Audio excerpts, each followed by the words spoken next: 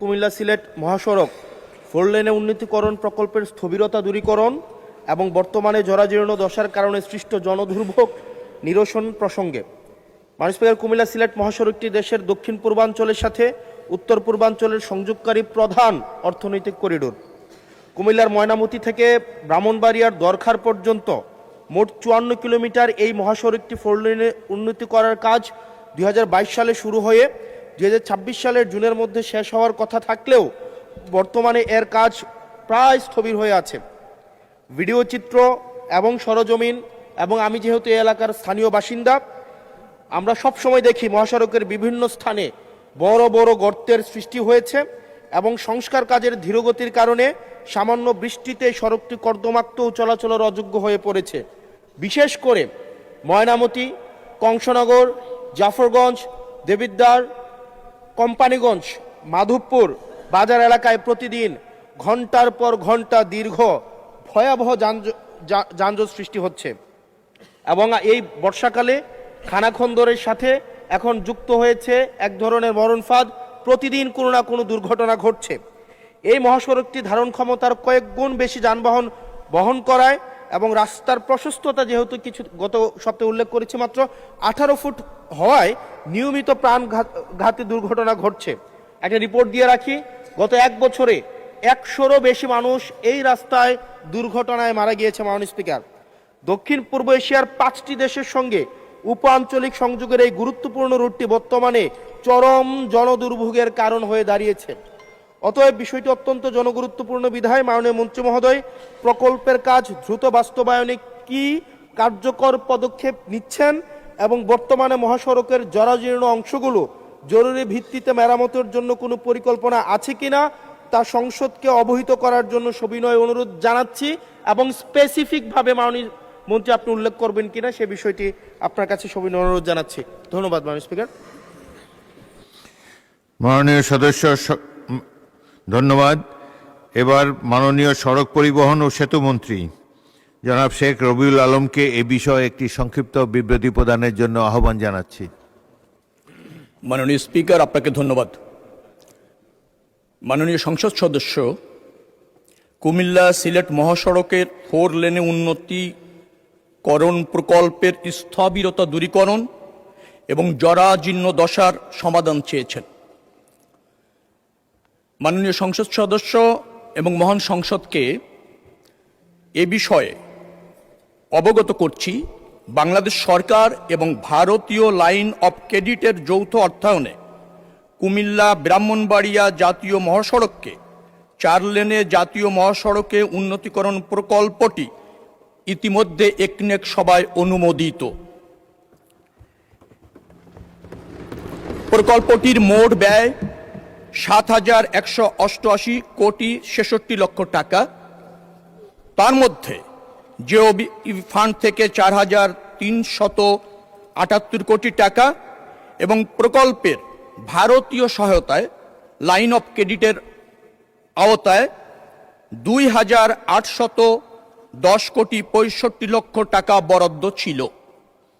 বিগত মার্চ মাসের 2025 সালে ইআরডি এবং ভারতীয় লাইন অফ ক্রেডিট কর্তৃপক্ষের সাথে দ্বিপক্ষীয় পর্যালোচনা সভা অনুষ্ঠিত হয়। এই সভায় সিদ্ধান্তের পরিপ্রেক্ষিতে প্রকল্পটি থেকে ভারতীয় লাইন অফ ক্রেডিটের প্রকল্পের তালিকা থেকে বাদ দেওয়া হয়েছে। এই অবস্থায় প্রকল্পের মূল পূর্ত কাজে জন্য কোনো বৈদেশিক অর্থায়ন এই মুহূর্তে নেই। মহাসড়কটিকে জিওবি অর্থায়ন অথবা কোনো বৈদেশিক অর্থায়নের উন্নয়নের বিষয়ে যাচাই করা হচ্ছে।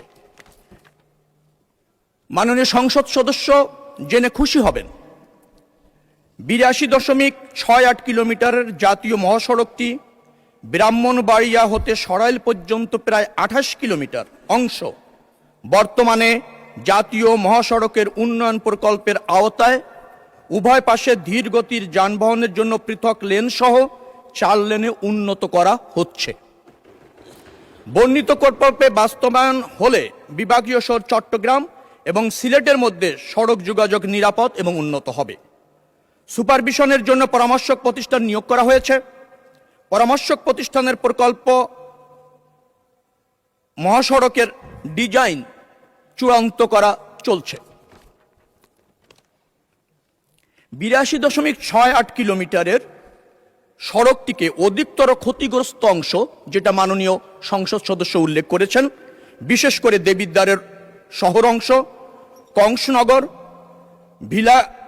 ভিংলাবাড়ি অংশ, সব মিলিয়ে 804 মিটার দৈর্ঘ্য রিজিড পেভমেন্টের কাজ চলমান রয়েছে।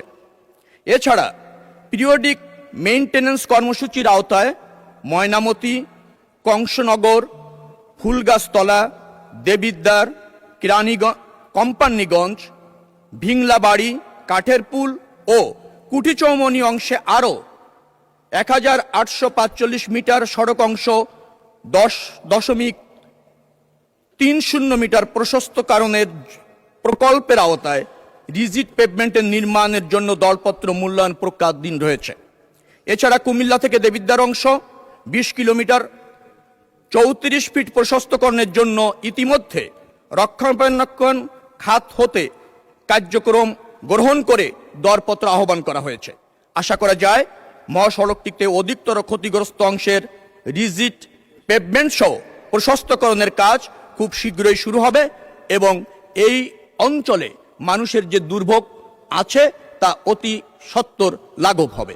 ধন্যবাদ মাননীয় স্পিকার।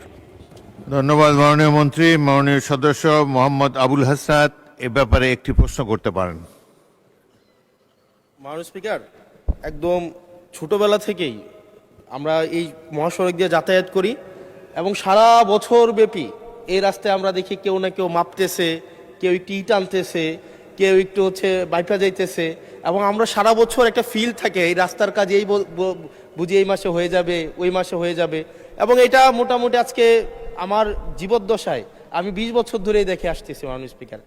এবং আজকে আমাদের মাননীয় মন্ত্রী যে উত্তর দিলেন, মাননীয় সদস্য, গত 20 বছর তো বিএনপি ক্ষমতায় ছিল না, আপনি সরাসরি প্রশ্ন করুন। স্পিকার, তো এখন এমনি কুমিল্লা নিয়ে কিন্তু বিগত সরকারের একটা অ্যালার্জি ছিল, কুমিল্লার শুনলে একটা অ্যালার্জি এবং এই সংসদেও কুমিল্লাকে কটাক্ষ করা হয়েছে মাল্টিপল টাইমস এবং কুমিল্লা একটা স্বনির্ভর একটা উপজেলা শুধুমাত্র রেমিটেন্স যোদ্ধাদের কারণে, কারণ আমাদের মাইক্রো ইকোনমিটা ভালো, বিদেশে মানুষ থাকে মধ্যপ্রাচ্যে বিশেষ করে, এবং যেহেতু এখানে লিকুইডিটি ফ্লোটা ভালো, মাইক্রো ইকোনমিটা ভালো। কিন্তু আমরা যদি এই ইনফ্রাস্ট্রাকচারের অবস্থা দেখি, বাংলাদেশের সবচেয়ে বাজে ইনফ্রাস্ট্রাকচার হচ্ছে আমাদের কুমিল্লাতে। আজকে মাননীয় মন্ত্রী যে উত্তর দিলেন, এই উত্তর আমাকে অনেক বেশি আশাহত করেছে। এটা হচ্ছে, হবে, কবে হবে, কোনো স্পেসিফিক উত্তর মাননীয় মন্ত্রী মহোদয়ের কাছ থেকে আমি পাই নাই। আমি মাননীয় মন্ত্রী স্পেসিফিকভাবে বলবেন কি কবের মধ্যে আমরা এই মহাসড়কটি প্রশস্ত হবে এবং একটা গাড়ি আরেকটা গাড়িকে ক্রস করার জন্য দুর্ঘটনার শিকার হবে না। বাচ্চারা, মাননীয় স্পিকার আপনাকে জানিয়ে রাখি, এখানে 100-র বেশি আমাদের শিক্ষা প্রতিষ্ঠান এই রোডের আশেপাশে আছে। এখন প্রতিনিয়ত যে দুর্ঘটনাগুলো ঘটছে এটির দায়ভার কে নেবে? আমরা এই অঞ্চলটা, আমার এখানে 5টা এমপি আছে, আমি যেই রাস্তার কথা বলছি ওই রাস্তার 5টা এমপি আজকে এখানে বসা আছে। ধন্যবাদ। সবাই আমাদের এলাকার কাছে আমরা লজ্জিত। ধন্যবাদ মাননীয় সদস্য। মাননীয় মন্ত্রী।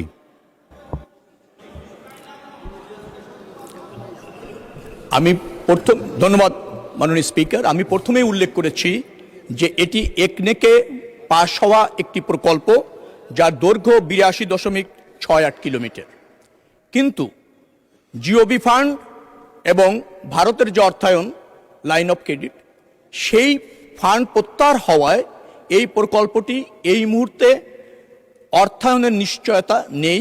আমরা জিওবি ফান্ড থেকে করব নাকি অন্য কোনো জায়গায় অর্থের যোগান দিব সেই ব্যাপারে কাজ করছি। তবে 28 কিলোমিটার যেটা কথা আমি বলেছি সেটির কাজ চলমান আছে এবং সেটি বাস্তবায়ন হতে চলেছে।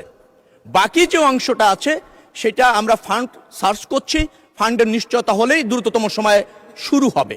যেহেতু একটিকেও আপনার অনুমোদিত প্রকল্প, অথবা আপনি ধরে নিতে পারেন সরকার এই প্রকল্প বাস্তবায়নে বদ্ধপরিকর এবং প্রকল্প বাস্তবায়ন করবার জন্য দ্রুত গতিতে সরকার কাজ করছে। ধন্যবাদ মাননীয় স্পিকার।